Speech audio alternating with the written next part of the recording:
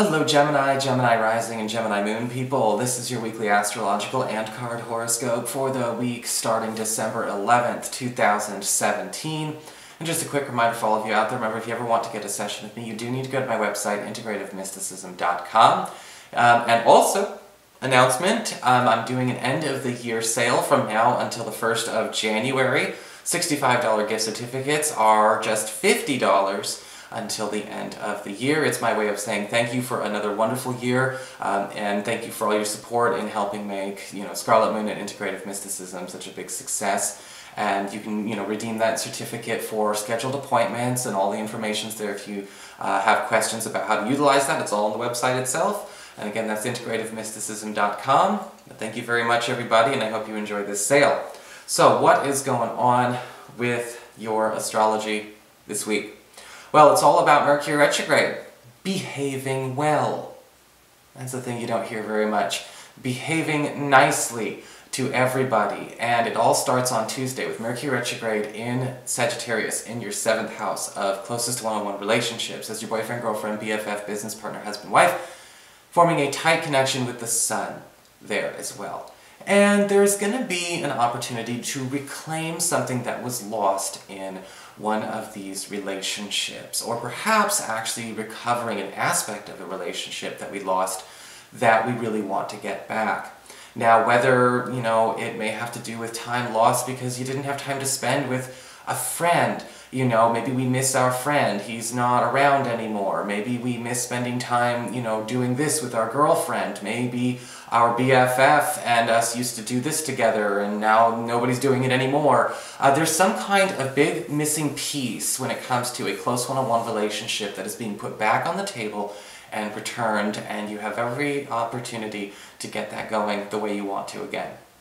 On Friday, we've got Venus and Mercury retrograde conjunct in this area, again in that 7th house of partnerships, and it looks like a best friend, or it looks like a lover or a roommate, or again one of these closest one-on-one relationships may actually be giving you some kind of present, some kind of token of gratitude, some kind of unexpected gift. Certainly not something you asked for, certainly not something that you thought you earned or deserved, but this could be something that kind of appears over the weekend. Now, this could also be an opportunity to do some patching up. Mercury retrograde conjunct Venus can be a situation where maybe friends who've had a falling out decide to patch things up and make up. This can also be really good for, even smoothing waters in bumpy areas where, say, there's a business partnership where perhaps some resources or monies have not necessarily been, I guess you could say, distributed evenly. Either way, it looks like a lot of wonderful ways to build some new bridges or to mend some fences or take them down when it comes to the Geminis this week. For your spiritual advice when it comes to your cards, we've got the card of air. Alright, so the element of air, when you look at the prompt, well, I don't know if you can see the prompt, but it says seek a union of mind and spirit. And so when we talk about seeking a union of mind and spirit, as far as the element of air card is concerned, this is talking about how we interact with other people. This is a week where we're going to be spending more time trying to understand a person's psychology, a person's logic, the way a person reasons, instead of paying attention more, I guess you could say, to the emotional aspects of things. And we do have to be able to create a balance of the elements anyway. It's not that this element's better than this element, absolutely not. And there may be some situations going on where maybe the intellectual aspect of a given relationship, or maybe several relationships that you have, has kind of dwindled, kind of diminished. We don't know about this person's ideologies. We don't know about these people's philosophies anymore. And that may be a reason we're not feeling as close. It can't always be, emotional or professional. There has to be a little bit more of a link in there. This could also be a wonderful strategy when it comes to getting closer to, again, a partner that you feel you've drifted from, or perhaps a business associate that you feel is already at too much of a distance to be comfortable.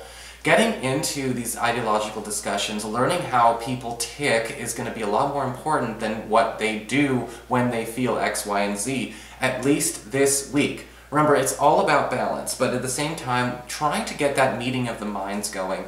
It's harder than you think, especially, nowadays where we tend to put more emphasis on feelings or, emphasis on gratification or numbers.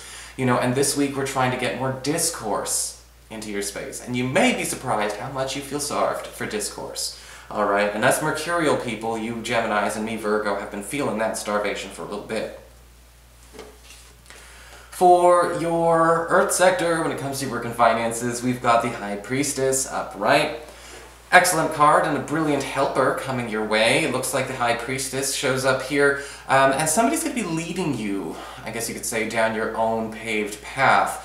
The High Priestess can often show up here as an advice giver or even a third party intervening when it comes to your work life, your professional life. This could actually be possibly somebody you meet on the job who is offering to take you on sort of an unofficial mentorship program, or somebody who's going to be helping you get a leg up or a bit of a growth spurt at the office if you actually, take her hand.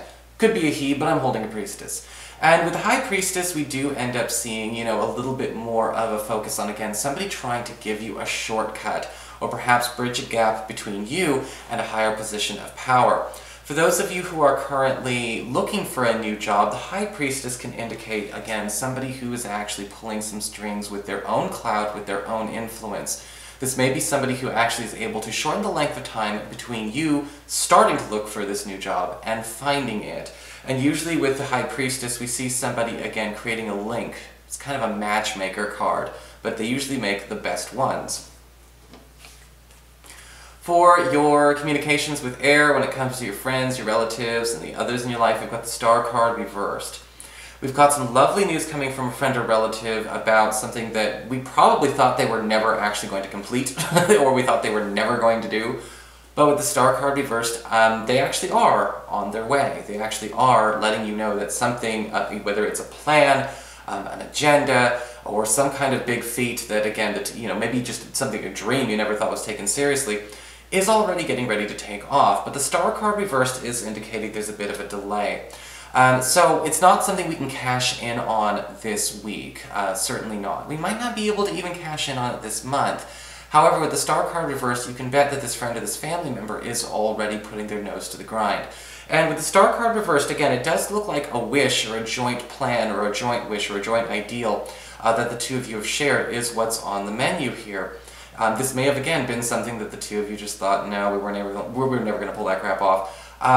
Think again. For your challenge this week with fire, we do have the Nine of Pentacles reversed. Nine of Cups, excuse me.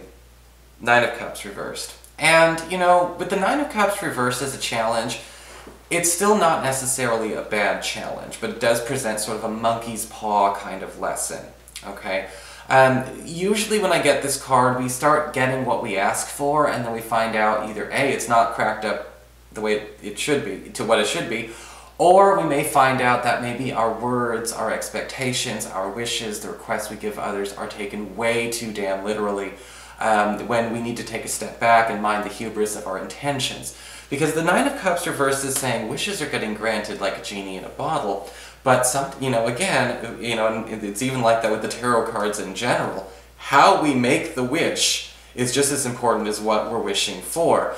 And this week you may be noticing that maybe a lot of people are not as good as they used to be, or usually are, at understanding what your intention is versus what you are actually saying to them. What your intent versus your communication is actually giving off. And we want to make sure this week that we understand that this can honestly just be sort of a comedic week, if it doesn't have to be the end of the world.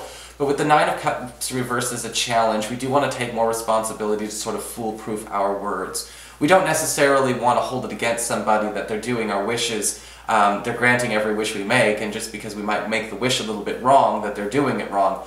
They're technically granting the wish the right way. They're just being way too literal about it. And this week it may be, a fun lesson to learn in, well, how do we go about getting what we want? Because people are definitely more receptive and compliant. Now it's on us to be a good delegator. For your emotions with water and your romantic life, we've got the Nine of Swords reversed. It's not necessarily the end of the world. Actually, that's kind of the message of the card. Usually with the Nine of Swords reversed, we see a lover, or a partner, maybe even a child that that we're raising together, getting anxious about nothing. And at the end of the day, that might not sound like a big deal, but the problem with the Nine of Swords reversed is when we start acting on that anxiety. Okay, a partner may be freaking out about something going wrong that's not going to go wrong. Whether they're maybe worried or feeling guilty about something they did and they thought they hurt you and they didn't. Whether there's a problem with maybe your partner and one of their friends, maybe they're worried about their job or a relative. It's how they're acting in that anxiety that decides whether or not this is going to go well or go to hell. And I think that with the Nine of Swords reversed, a lot of you are going to be kind of like, okay, look, if we let this person act on this anxiety and these fears and go crazy, something negative will happen. So it kind of, this week is going to be about bringing them back down to earth. Now, the Nine of Swords reversed is kind of tricky, though, because it does also talk about they're not upset about this. This just reminded them about being upset about something else. So you may need to, put on your thinking caps a little bit. Again, get in there, have a connect mind to mind on this and see exactly why this is this is the topic, but this is not the source of the problem. So that is your horoscope. I hope you enjoyed it. If you did, please like, share, and subscribe. You know I appreciate it. And of course, if you ever want to get a session, you can always follow the links below or go to integrativemysticism.com.